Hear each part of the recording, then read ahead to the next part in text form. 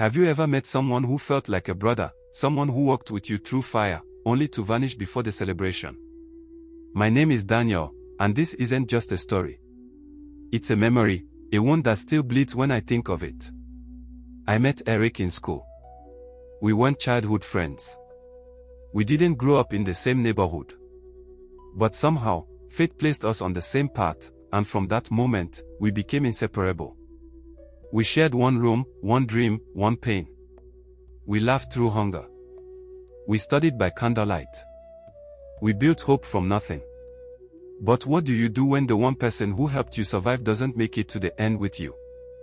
This is not just about school. It's not just about struggle.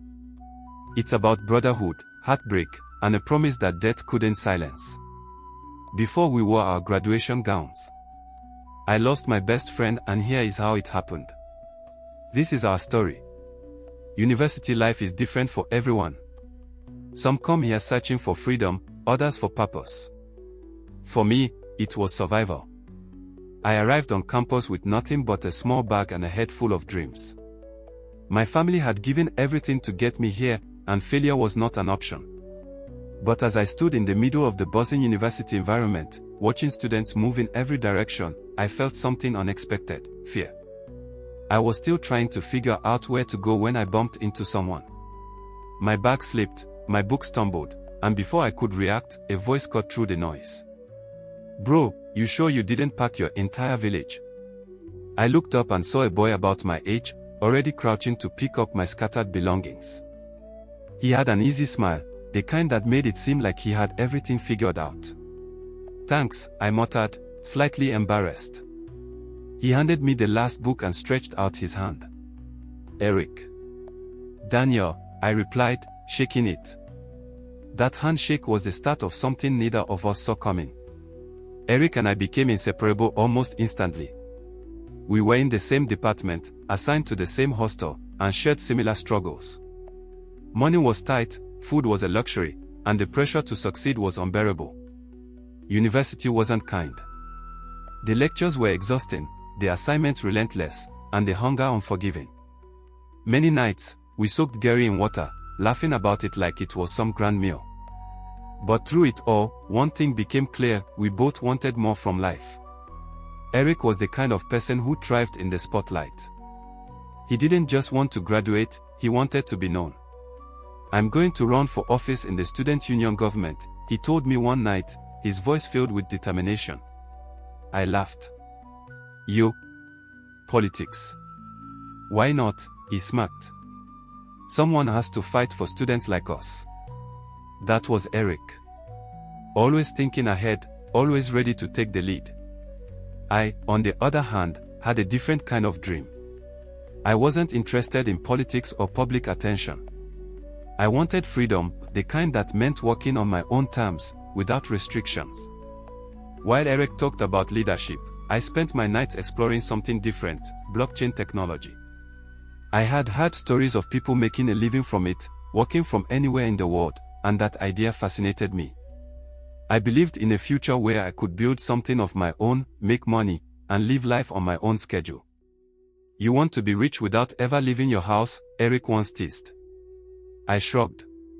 "What's wrong with that?" He laughed. "Nothing, bro. Just make sure when you start making millions from home, you don't forget your guy." We were different, yet somehow, we balanced each other. At the time, we thought we had all the time in the world. But university has a way of changing things. The first semester of university was a battlefield. We quickly learned that survival wasn't just about passing exams, it was about endurance. Eric and I found ourselves in the same cycle as thousands of other students: long lectures, sleepless nights, and a constant struggle to keep up. The university system was built to break you if you weren't strong enough.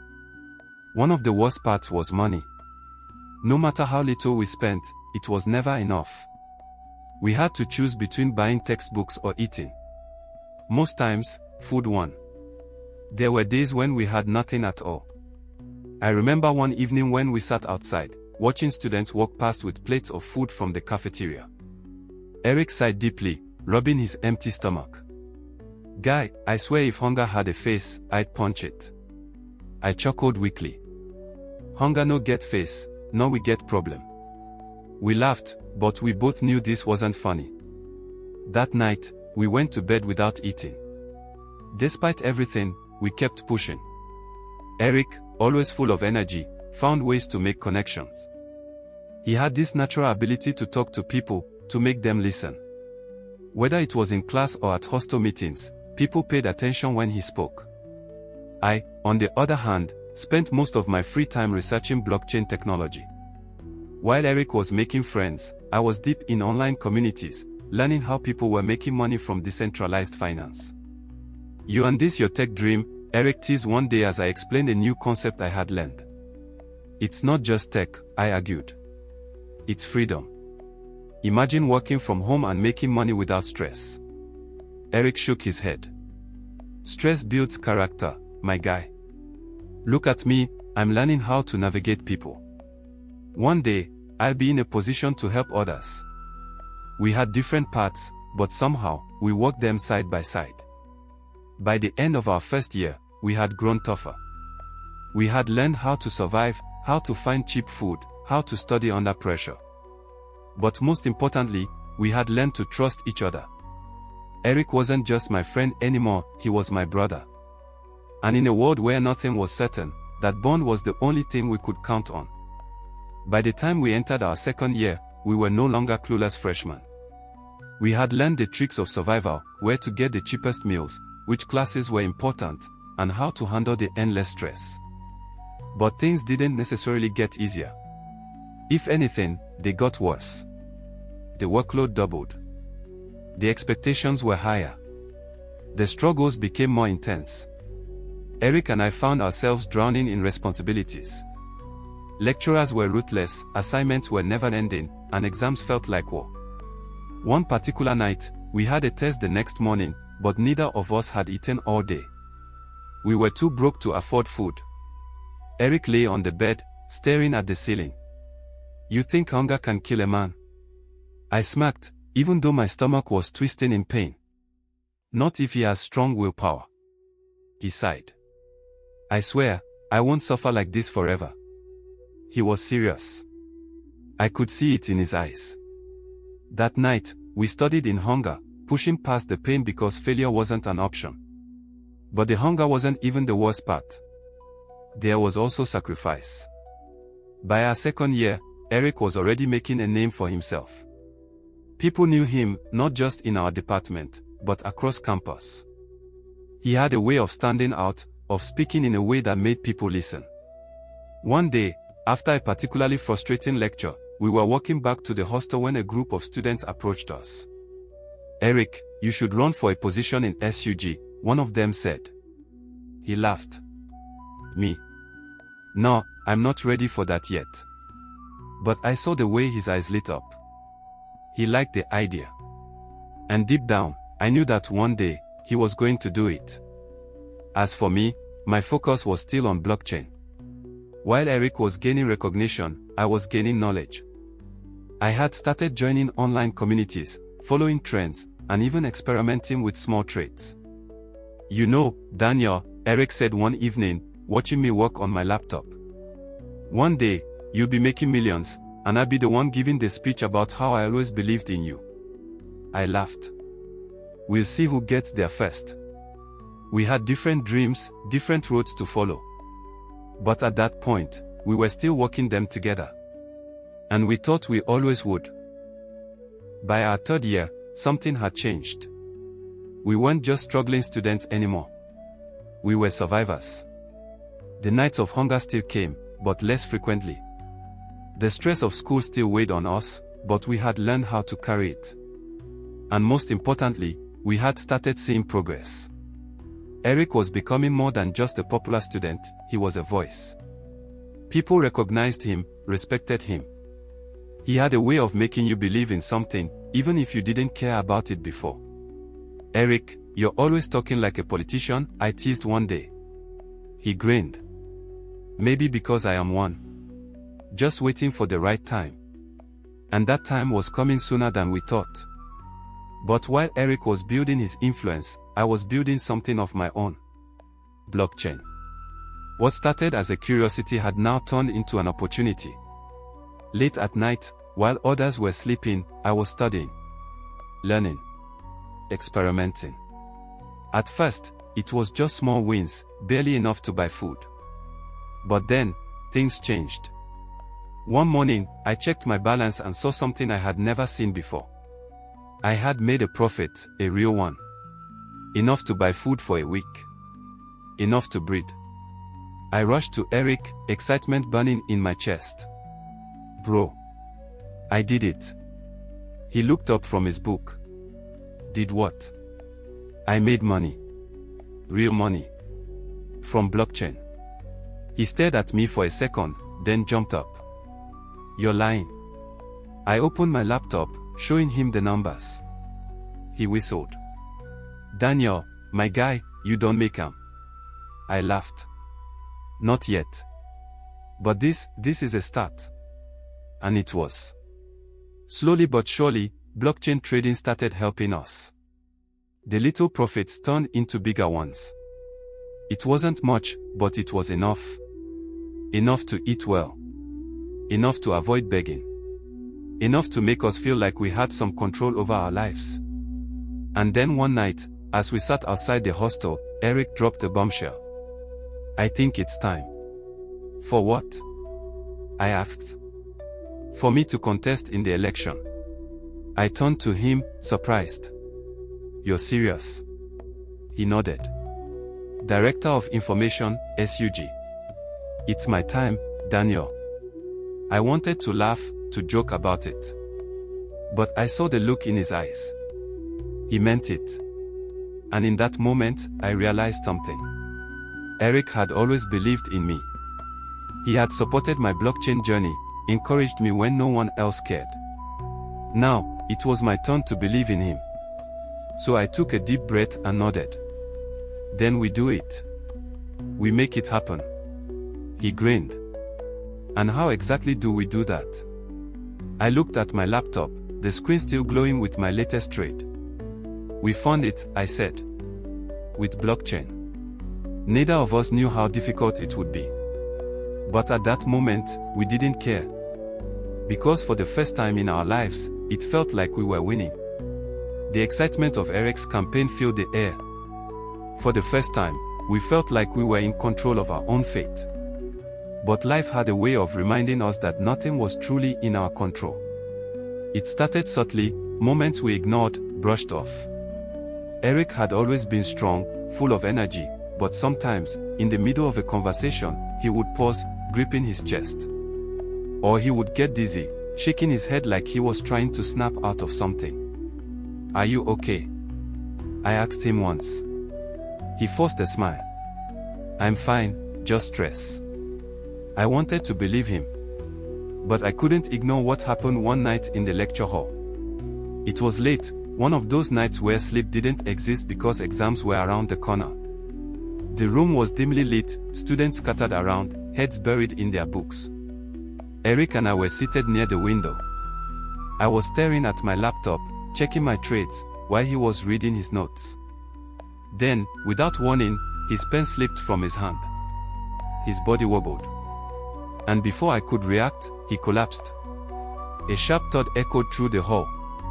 Eric. I lunged forward, grabbing him before he hit the ground completely. People turned. Murmurs. Panic. Someone ran for help. I shook him. Bro, wake up.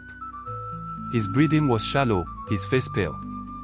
My hands trembled as I held him. Minutes felt like hours before he finally opened his eyes. Damn, that was embarrassing, he mumbled weakly. I should have been relieved. Instead, I was terrified. That was the 5th time he had fainted in a semester. I knew something was wrong. We both did. But we never spoke about it. Because we couldn't afford to. We were barely surviving as it was. My blockchain trading was bringing in money, yes, but it was only enough for food, school materials, and small comforts. Hospital bills. Tests. Proper treatment. That was a dream. That night, as Eric slept, I stared at my laptop screen, feeling helpless. I had always believed that blockchain could give me freedom. But at that moment, I realized it wasn't enough to save my best friend. And the worst part, Eric still acted like nothing was wrong. He still gave speeches, still shook hands, still smiled at people, preparing for the election like his body wasn't failing him. And for the first time, I wondered, would he even live long enough to see the result? Final year. The last stretch. The finish line in sight. For most students, it was a time of relief, a time to prepare for life after school. But for us, it was war. Eric had made up his mind. He was running for Director of Information, DOI, in the student union government. And I had made up my mind too, I would help him win. The problem? Money. Campaigns weren't free. Banners, flyers, mobilization, it all cost money. And though my blockchain trading was helping, it was barely enough to keep us alive, let alone fund an election. But Eric had a dream. And he had always believed in me. So I took a deep breath, looked at the little money I had saved, and made a decision. Take it, I said, handing him the cash. He hesitated. Daniel, this is your money. Your traits. I shrugged. It's our future. He exhaled, gripping the cash tightly. I won't waste it. I'll make this happen, bro. I promise. But deep down, I was afraid. Because Eric was getting worse. The fainting spells were no longer random, they were frequent. His hands trembled when he wasn't paying attention. His voice, once strong, now had a tired edge.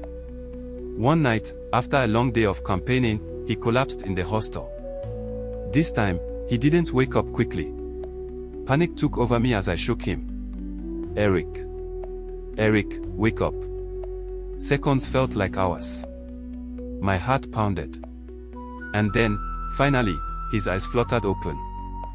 He tried to sit up, but his body was too weak. I couldn't hold it in anymore. Eric, this isn't normal. You need to see a doctor. He exhaled shakily. With what money? I stared at him, my chest tightening. With the campaign money. Use it for yourself. Please. But he shook his head. No. Eric. No, Daniel. His voice was weak but firm.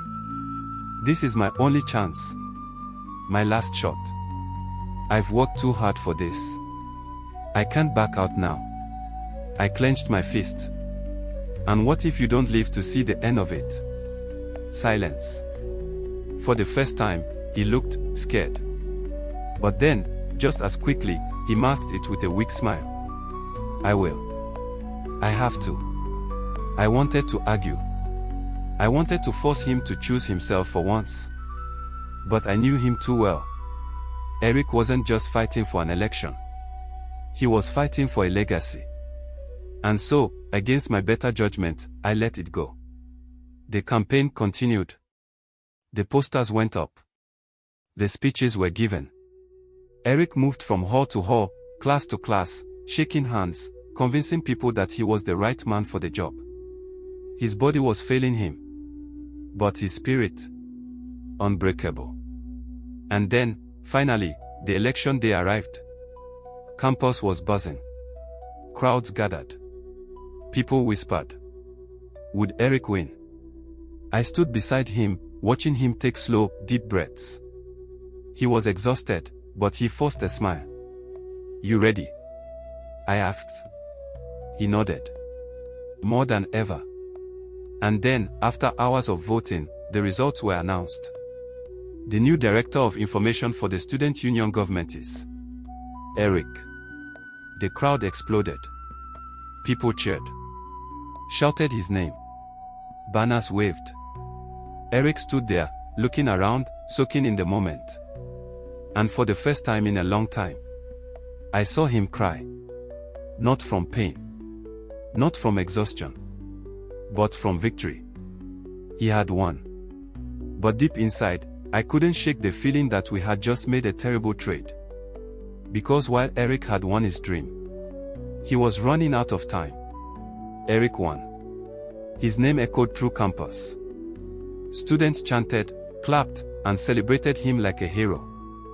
He had done it. He had fought against the odds, against his health, against the system, and he had won. But the truth? He was already slipping away. The night of the victory, we sat outside the hostel, staring at the sky. It was supposed to be a moment of celebration, but it felt different.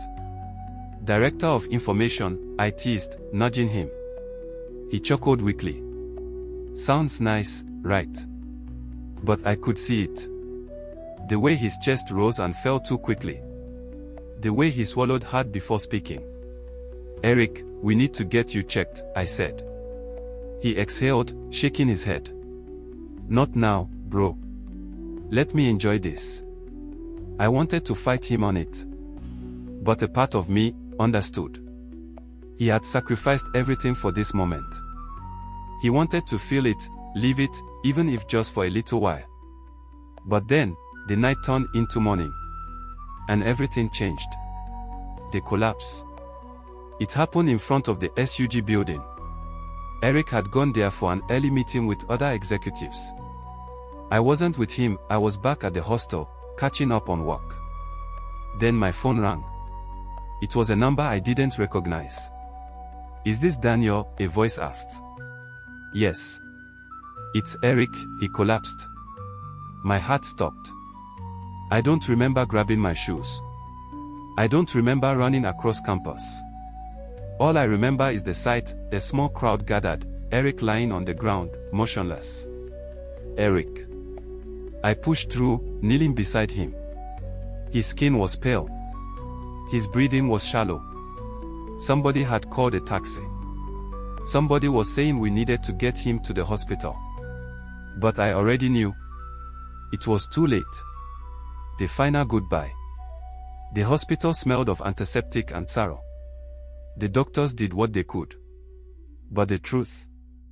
Eric had been fighting a battle he had already lost long ago. I sat beside him, gripping his hand, praying. Bro, don't do this, I whispered. You won. You made it. Don't leave now. His eyes fluttered open, weak but still filled with that same fire. You'll be fine, Daniel, he murmured. I shook my head. No.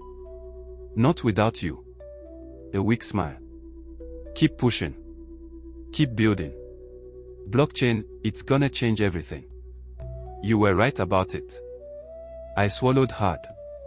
We'll do it together, okay? Just hold on. But Eric just exhaled, a slow, deep breath. His grip on my hand loosened.